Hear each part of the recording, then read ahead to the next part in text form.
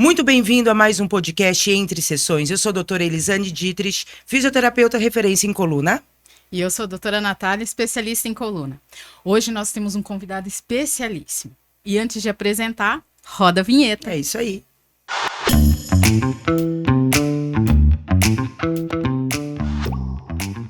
Com vocês hoje o Dr. Abi. Dr. Abi, ele é o criador da técnica Help Reload Proprioceptivo e hoje a gente vai tirar muitas dúvidas, saber como que funciona e como está sendo um sucesso essa nova técnica que o Dr. Abi trouxe para nós aqui. Obrigado, doutor, por ter vindo aqui para Curitiba e contar tudo isso, né? Que a gente tem revolucionado tudo com essa técnica tão especial que é o Reload Proprioceptivo. É isso mesmo. Esse é o turning point.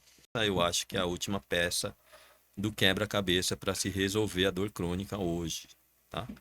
Mas nada disso ela é possível se nós não tivermos uma capacidade, né, que o ser humano tem, não só de estar analisando e mudando a todo tempo, que é a propriocepção.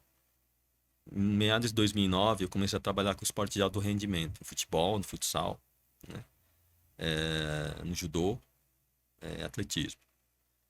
E dentro desses grupos, então nós sempre sabemos que na recuperação de um atleta, por exemplo, jogador de futebol, você tem a fase final, na época comigo era mais futsal, desculpa.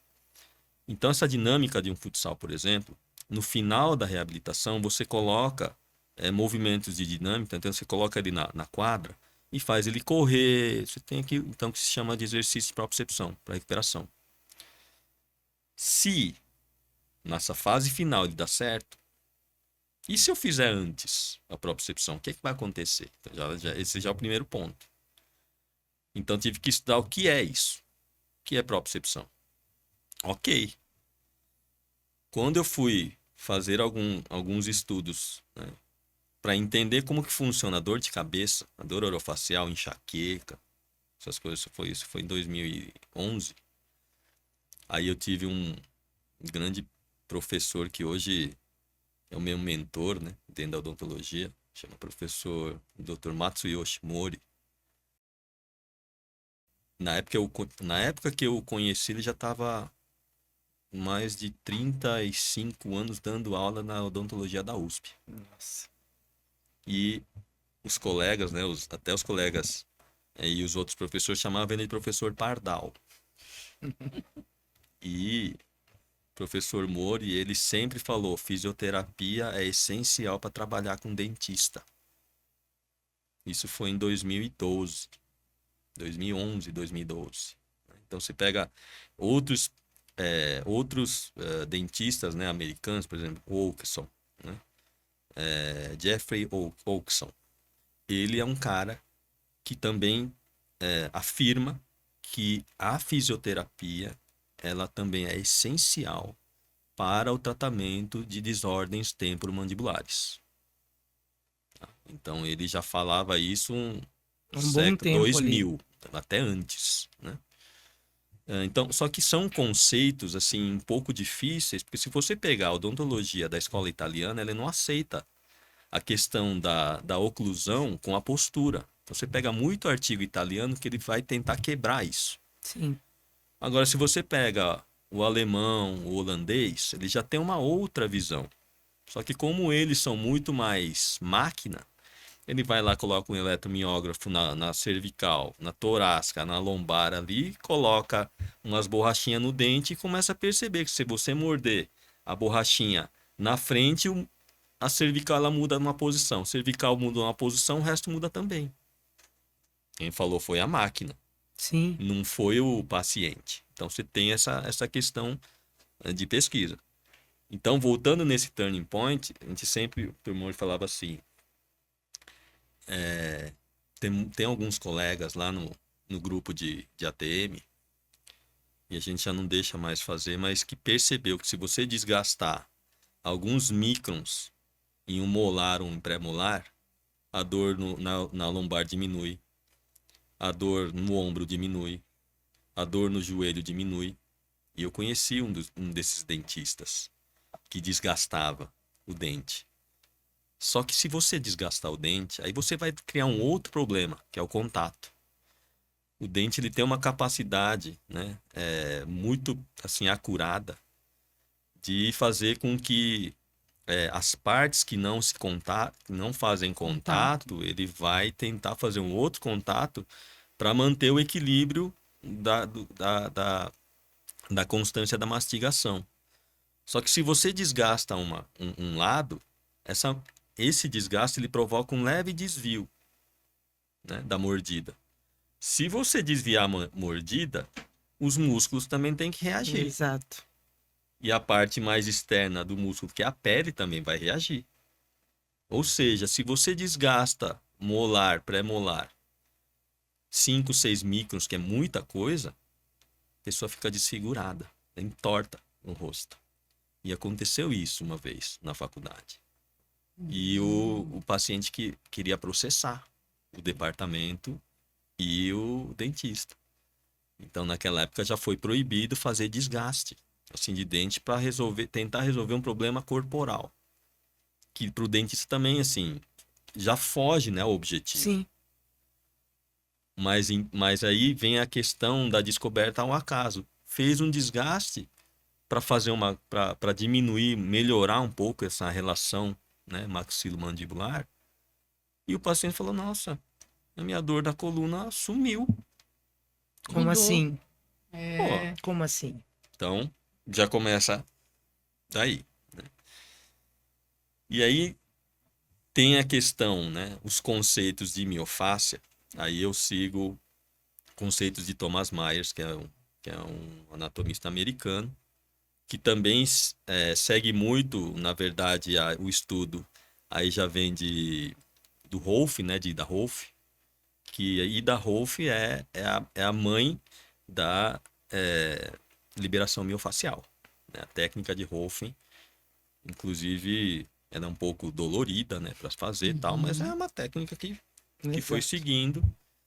Então, Thomas Myers ele se baseou muito nesse estudo de Ida Rolf e começou a tentar desvendar qual é o trajeto de uma miofáscia com uma outra visão mais anatomista, né? Essa visão mais anatomista, ele parte de uma premissa que a miofáscia ela começa do ponto A e termina no ponto Z. Então, no livro, né, Trilhos Anatômicos, aí acho que na quinta edição, acredito, quarta ou quinta. Mas, assim, você pega a primeira e a última, e a mais recente edição, ela praticamente mudou muita coisa, né? Porque a base ela não muda.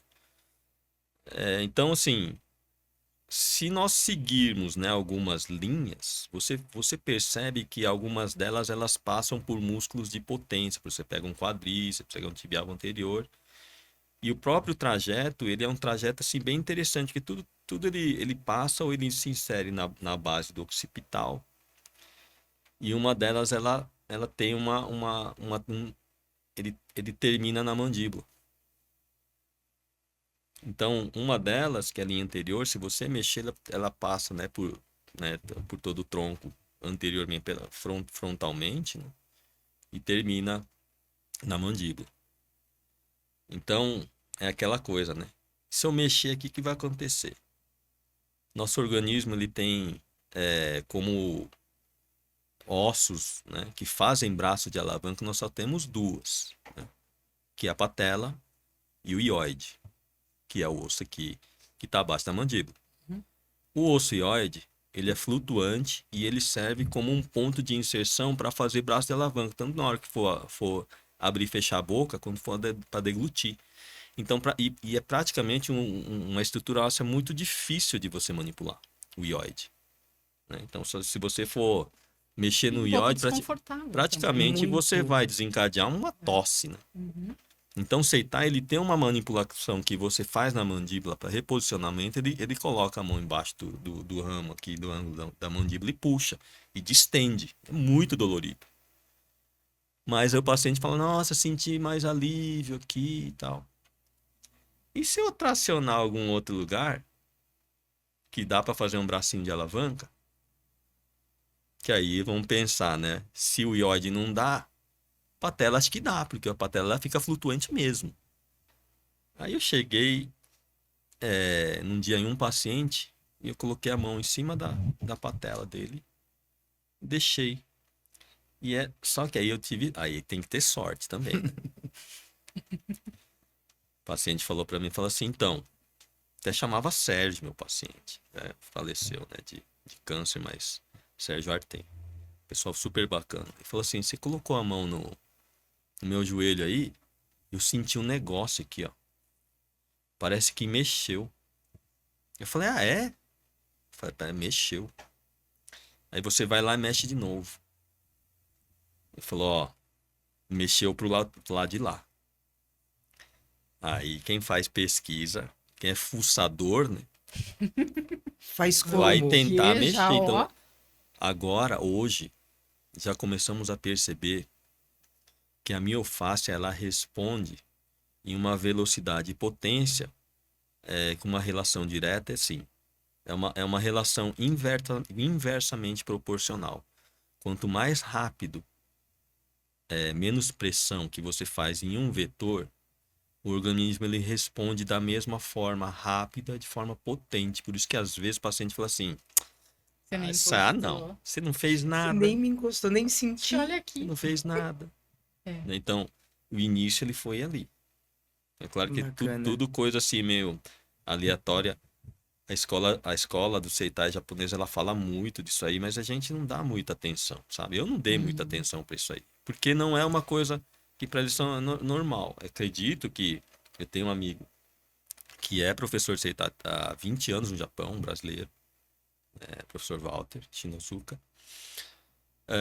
Ele sempre deu aula tal e, na verdade, ele antes de ser meu aluno, ele foi meu paciente. E ele sempre falava, nossa, assim, nós sempre estudamos isso e parecia tudo muito normal, mas dessa forma, especificamente, ninguém tinha tentado. Sabia tal, mas quem vai perceber que se você mexer numa miofascia de quadríceps ou de tibial, alguma coisa, você vai conseguir manipular a posição de mandíbula com essa posição cervical. Isso aí nem na anatomia, você nunca ouviu falar disso. Não mesmo. E se você pegar e falar, vai falar, ó, Tá louco. tá louco. É. Mas é uma tendência hoje, porque não é tentar criar pelo em ovo ou fazer alguma coisa assim de colocar um nome, sei lá. Por que eu chamei de reload, né? Que é um mecanismo de recarga proprioceptiva, que é o que o corpo lhe faz o tempo todo.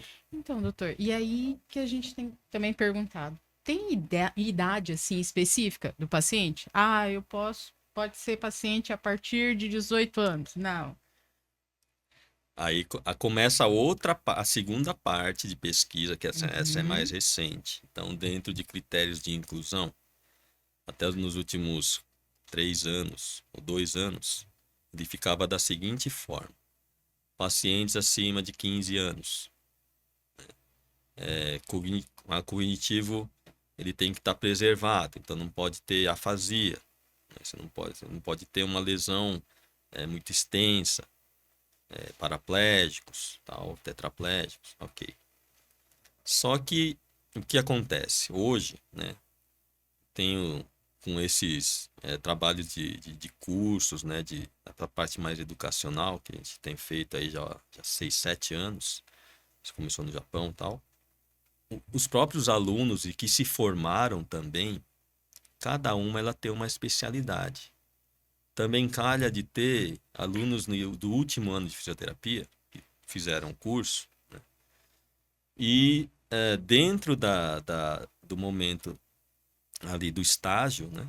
No estágio do último ano, você tem que passar por tudo, né? Exato. Neuroadulto, infantil e tal. Eu tive uma aluna que estava terminando, foi para neuroinfantil e aplicou numa criança de 4 anos de idade hidrocefálica PC, paralisia cerebral. Então já tinha pé torto congênito, passado por vários tipos de cirurgia. Então qual é o procedimento disso? Hidrocefálica você já tem que começar a fazer controle de cervical, controle Sim. de cabeça, que ela não tinha. Com 4 anos de idade, mas assim, a idade neurológica é a idade de, sei lá, 1 ano, 12 meses, até menos que isso, porque não tem Não controle de mantinha, né? cabeça. Né? Controle de cabeça é de 5, 6 meses. Né? Já começa a sentar aqui. Aí ela falou, nossa, eu tava fazendo aqui ajuste e tal, comecei a fazer nada sem perguntar, sem nada. Fizemos 2 sessões, 2 semanas, ela começou a fazer controle cervical, Olha que bacana. começou a sentar, Tá. começou o controle. Então já não posso falar que com Exato. crianças de, né, Já mudou. criança de 15 anos, já mudou Já para mudou. 4 de idade, PC, Toda uma condição ali. cognição pobre, Exato. porque não teve avanço de desenvolvimento neuropsicomotor, parou no neuro, que o psico é pobre também, né? Que a criança ela reconhece a mãe, dá risada e tal, mas fica muito aquela coisa, sim ou não, né? Dói, se dói, chora, se Sim. acontece. Só isso, você não tem nem. A interação é muito, né, ruim. Quase nula. Né? Essa é uma coisa.